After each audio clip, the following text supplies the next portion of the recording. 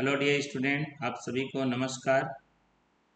CTET अर्थात केंद्रीय शिक्षक पात्रता परीक्षा 2024 का गणित सब्जेक्ट जिसका हम दूसरा वीडियो लेकर आ चुके हैं। सीटेट में हमारा जो पहली से लेकर पाँचवीं और जो छठवीं से लेकर आठवीं अध्यापक बनने के लिए जो हमारा पात्रता परीक्षा है उसके विगत वर्षों में पूछे गए सभी महत्वपूर्ण प्रश्नों का टॉपिक वाइज यहाँ पर संपूर्ण हल बेसिक कॉन्सेप्ट एवं ट्रिक के साथ करेंगे। आज हमारा इस दूसरे वीडियो में संख्या पद्धति चैप्टर अर्थात नंबर सिस्टम का प्रश्न सॉल्व किया जाएगा, जिसका ये भाग 2 है। इससे पहले संख्या पद्धति का ही एक और भाग हमारा वीडियो बन चुका है। जो विद्यार्थी उसको नहीं देखे हैं, लिंक आपको डिस्क्रिप्शन बॉक्स में मिल जाएगा। उसमें भी जबरदस्त क्वेश्चन है और आज के इस वीडियो में भी जबरदस्त आपको क्वेश्चन देखने को मिल जाएंगे। तो चलिए सभी विद्यार्थियों का मैं अपने इस प्यारे से यूट्यूब चैनल में हार्दिक अभिनंदन एवं स्वागत करता हूं, जिसका नाम है पीके मैथ्स एजुकेशन।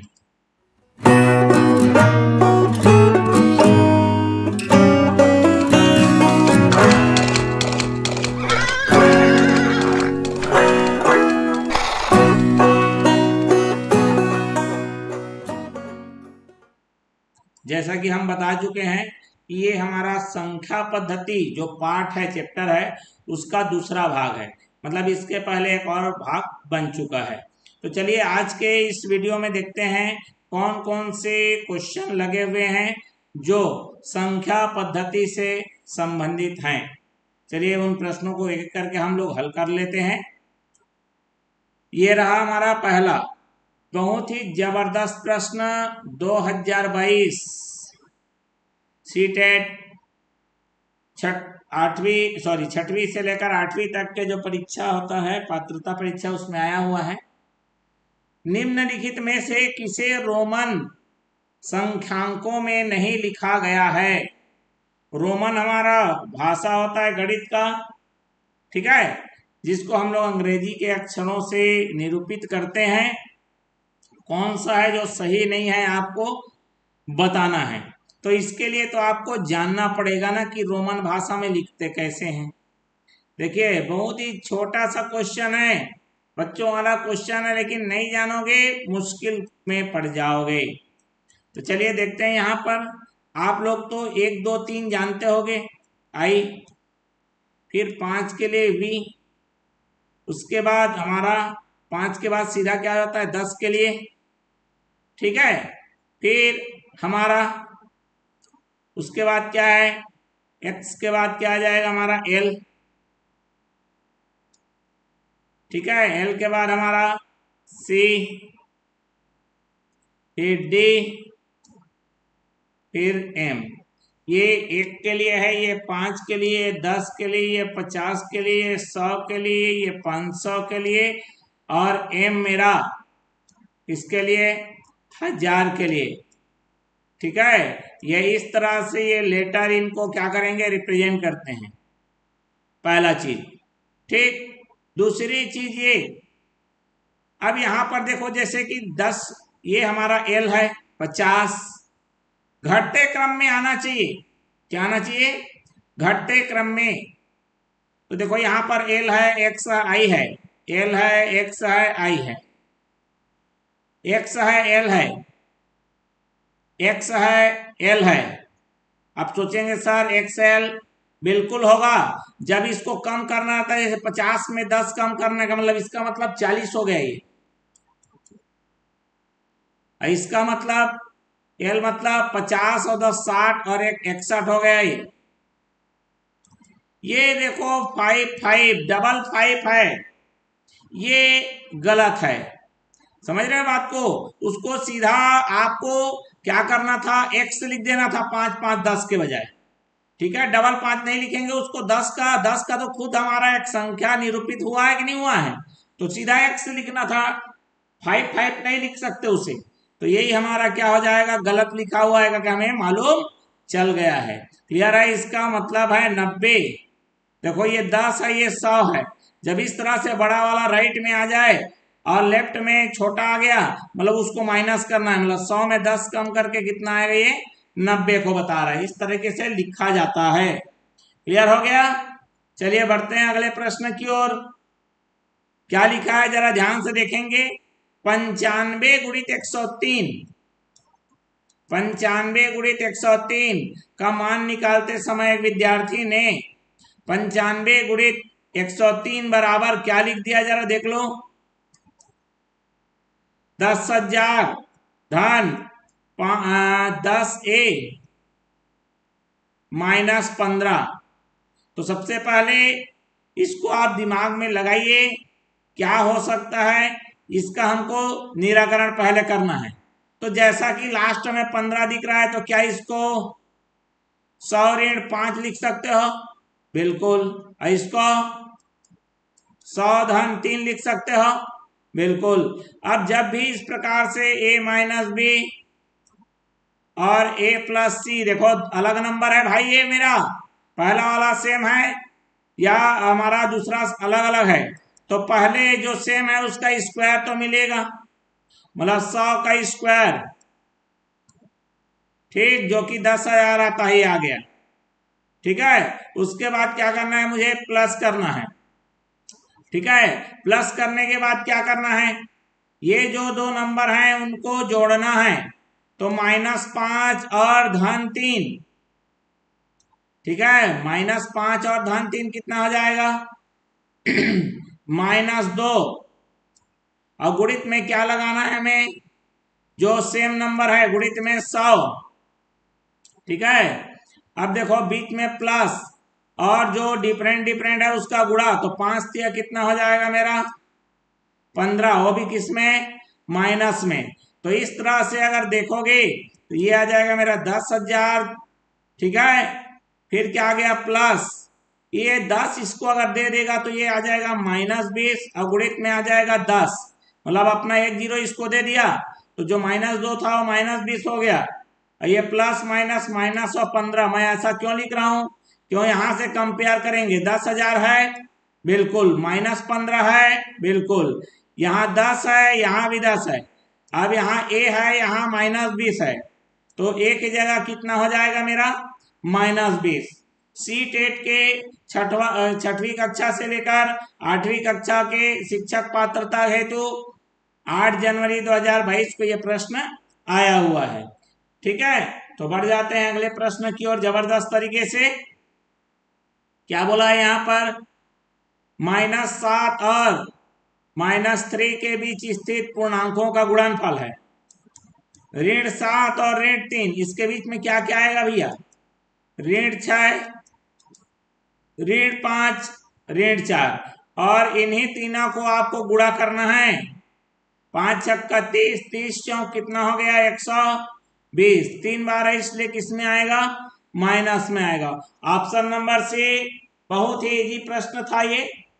ठीक है, हमारा वही फिर 6वीं से लेकर 8वीं वाले शिक्षक पात्रता हेतु ये 2015 22 फरवरी 2015 को जो एग्जाम हुआ था उसमें ये प्रश्न आया हुआ था। बात स्पष्ट हो गई, बढ़ जाएं आगे, चलिए बढ़ते हैं। वाह क्या गजब का प्रश्न है ये, बहुत ही साधारण सा है लेकिन लॉजिक लगा दिया है। क्या लिखा है जरा देखो, -1 + 2, -3 + 4, -5 + 6, ऐसी कहां तक गया है, प्लस क्या गया है 1000 तक गया है। और इसको जोड़ने पर हमारा जो आंसर है वो कितना प्राप्त होगा, आपसे पूछा है। सी टेट कक्षा पहली से लेकर 5वीं के लिए 22 फरवरी 2015 को जो एग्जाम हुआ था उसमें ये आया हुआ था। ठीक, अब देखो भाई इसमें थोड़ा सा लॉजिक लगाना है। इसमें आप देखो 1 से लेकर आपके पास 1000 तक नंबर है। ठीक है, जोड़ी बना लो, कितना जोड़ी मिलेगा आपको, 500 जोड़ी बनेंगे। एक जोड़ी को देखो भैया -1 + 2 करोगे कितना आ गया, एक जोड़ी में एक, बीच में प्लस लगा है। ठीक है, -3 और 4 को जोड़ोगे तो फिर एक आएगा, फिर ऋण 5 और 6 को जोड़ोगे तो एक आएगा। ऐसी कितना जोड़ी मिलेगा आपको? 500 जोड़ी मिलेंगे। एक एक करके आपको 500 जोड़ी मिलेंगे। मतलब एक एक करके आपके पास कितने हो गए? 500 हो गए। बात समझ में आया कि नहीं आया? ठीक है, एक एक करके आपके पास क्या हो जाएंगे? 500 हो जाएंगे। बढ़ जाए आगे। बिल्कुल प्रश्न जबरदस्त है, बहुत बेहतरीन सा प्रश्न लगा हुआ है। चलिए ये देखो, 10 इकाई, क्या लिखा है यहां पर? 10 इकाई। फिर लिखा है 10 दहाई, फिर 10,000,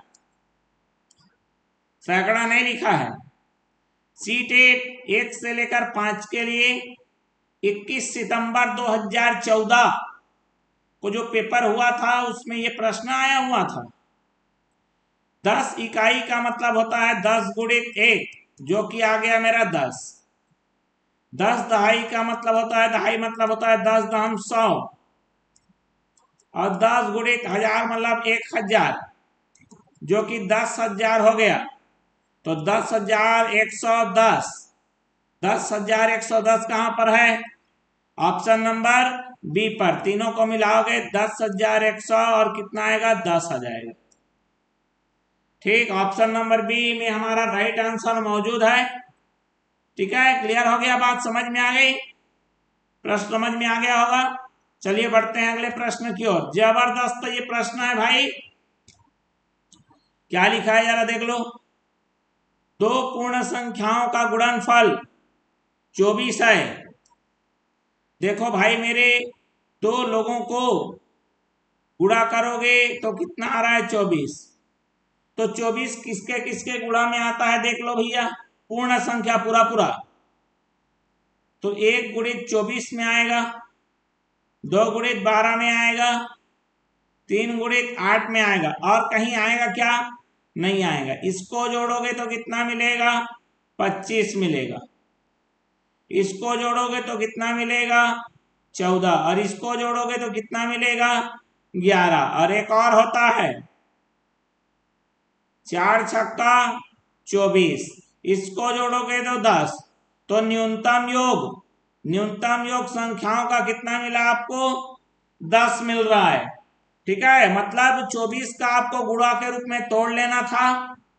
ठीक है, और उसके बाद उन जोड़ियों को जोड़ जोड़ कर आपको देखना था, जिसमें सबसे न्यूनतम योग प्राप्त हो रहा है वो जोड़ा है 6 और 4 का, और उसका योग आएगा आपका 10 का। क्लियर हो गया? आगे बढ़ जाएं। चलिए देख लीजिए प्रश्न अगला। एक संख्या 100 के आधे से छोटी है, तो भैया 100 है, उसका आधा जो कि आ गया 50। 50 से ये क्या है? छोटा है, मान लेते हैं वो x है जो 50 से छोटा है। इसके इकाई का अंक, ठीक है, और ये बोल रहा है ये जो संख्या है 4 दहाई माने 40 से बड़ा है, और 5 दहाई मतलब 50 से छोटा है, मतलब 40 और 50 के बीच में आएगा बोल रहा है। ठीक है, अब क्या बोल रहा है? इसके इकाई का अंक दहाई के अंक से 1 कम है। ठीक है, इसका क्या बोल रहा है भैया? इकाई का जो अंक है दहाई वाले से 1 कम है। ठीक, तो चलिए यहां पर देखते हैं। 4 3, बस हो गया क्या? कहानी खत्म, इतना ही तो है, बाकी में आएगा ही नहीं कोई। 1 कम और कहां आएगा? 1 कम होने के लिए एक बड़ा एक ज्यादा होना चाहिए ना, दोनों को मिलाने पर 7 होना चाहिए। बोल रहा है ना यहाँ पर दोनों अंकों का योग 7 हो। तो देखो भैया 7 बोलेगा तो 1 6 से शुरू होगा, तो हमारा 7 किस में आएगा? 43 में आएगा। तो अंकों का गुणनफल मतलब 4 को 3 से गुणा करो बोल रहा है, 4 तिया 12। देखो भैया है प्रश्न सरल। सीट 8 के पहली से 5वीं कक्षा के लिए 18 सितंबर 2016 को ये प्रश्न आया हुआ है। है सिंपल लेकिन है टाइम टेकिंग। जो जो बोलते जा रहा है इसमें कोई लॉजिक नहीं लगना है, एकदम सिंपल भाषा में समय लगेगा, लॉजिक नहीं लगेगा, कोई ट्रिक काम नहीं करेगा, केवल आपको समय देना पड़ेगा। बातें स्पष्ट हो गई। चलिए बढ़ते हैं अगले प्रश्न की ओर। क्या प्रश्न है, जबरदस्त है ये, घात वाला इकाई अंक वाला बहुत ही शानदार प्रश्न है भाई। बोला है 13 की घात 2003, 2011 में ये प्रश्न आया हुआ है, 26 जून 2011, कक्षा 6वीं से 8वीं के शिक्षक पात्रता परीक्षा के लिए प्रश्न आया हुआ है। तो जब भी इस प्रकार घात में इकाई स्थान पूछे आपसे, कुछ नहीं करना है आपको, ये जो आपका घात है उसको 4 से भाग दे देना है। ठीक है, सबसे पहले आप 4 से भाग दीजिए। क्लियर हो गया। चलिए 4 से भाग देना है तो पूरे को देने की जरूरत नहीं, आखिरी के 2 नंबर को ही बस दे दो और उसका निकाल लेना है आपको शेष। तो शेष कितना आ गया, 3 आ गया। अब ये जो शेष आएगा संख्या का आधार लेना है, यहां पर आधार है 3, ठीक है, आधार का इकाई, और उसमें घात चढ़ा देना है किसका, शेष का। तो आधार का इकाई है मेरा 3, शेष भी कितना है 3, तो 3 गुणे 3 गुणे 3, 3 तिया 9 तिया 27 होता है, तो इकाई में कितना आ जाएगा आपका 7। यहां पर एक बात नोट करा देता हूं, यदि शेष क्या हो जाए, शून्य हो जाए, तो घात में 4 लेना है। ठीक है, बात समझ में आ गया। शेष अगर शून्य हो जाए तो उस घात में हम शून्य घात नहीं लेंगे, कितना लेंगे, 4 लेना है। समझ में आ गया बात, स्पष्ट हो गई बात, क्लियर हो गई। चलिए बढ़ते हैं अगले प्रश्न की ओर। ये रहा हमारा अगला प्रश्न, बहुत बेहतरीन सा। चलिए बढ़ते हैं।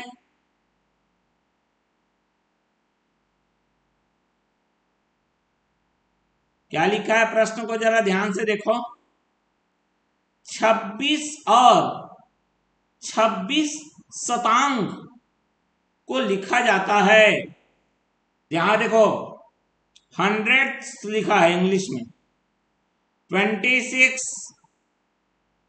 शतांश या शतांक मतलब दशमलव के बाद फिर क्या आएगा, ये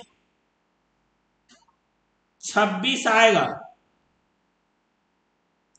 समझ रहे हैं बात को, शतांक मतलब 26 का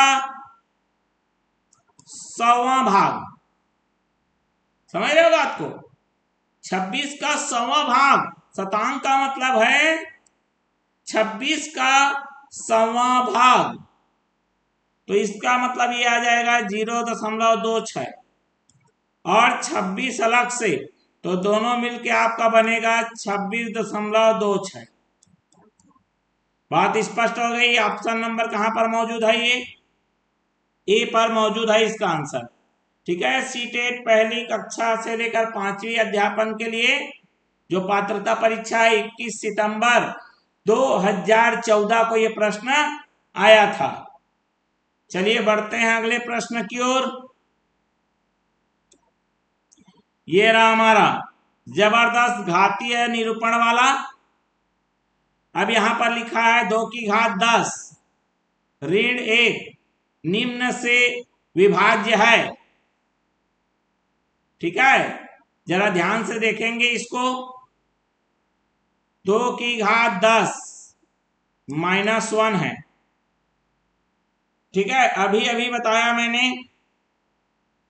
ये जो 2 दिख रहा है इसको यदि मैं अगर 3 ऋण 1 लिख लूं, पूरे घात 10 लिख लूं, तो यहां पर जो मेरा शेष है वो 1 आएगा। अगर किससे भाग दिया जाए, 3 से भाग देने पर,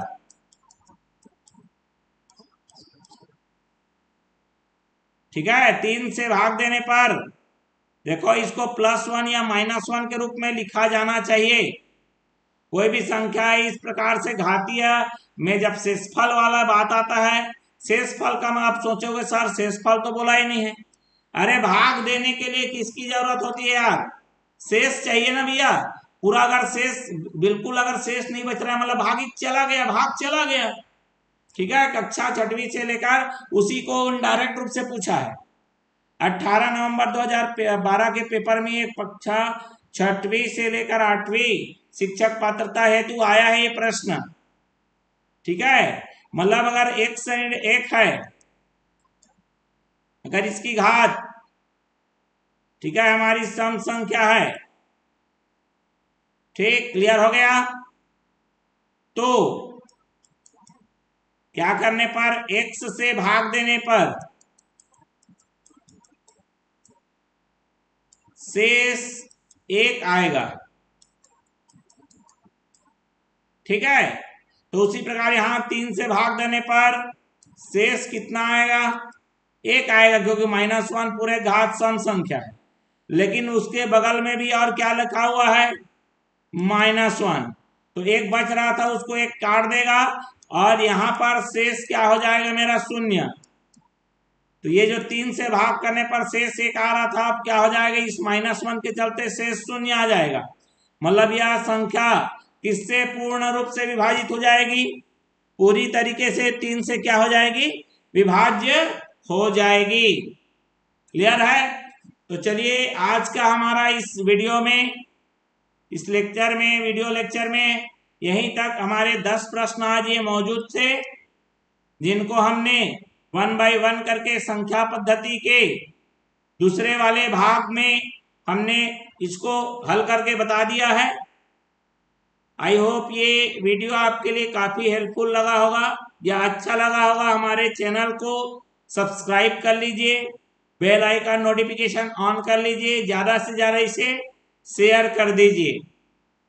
तो चलिए हम इसका अगला भाग लेकर नए चैप्टर के साथ फिर से पुनः उपस्थित होंगे और एक नया वीडियो लेकर जल्दी ही आएंगे। और भी हमारे काफी बैचेस चल रहे हैं, CG TET, Chhattisgarh hostel warden का भी चल रहा है। ठीक है, उसमें टॉपिक वाइज भी चल रहा है और रैंडम क्वेश्चन भी चल रहे हैं। तो चलिए सभी विद्यार्थियों का बहुत बहुत धन्यवाद हमारे इस वीडियो को देखने के लिए। मिलते हैं नए वीडियो के साथ, तब तक के लिए धन्यवाद, नमस्कार।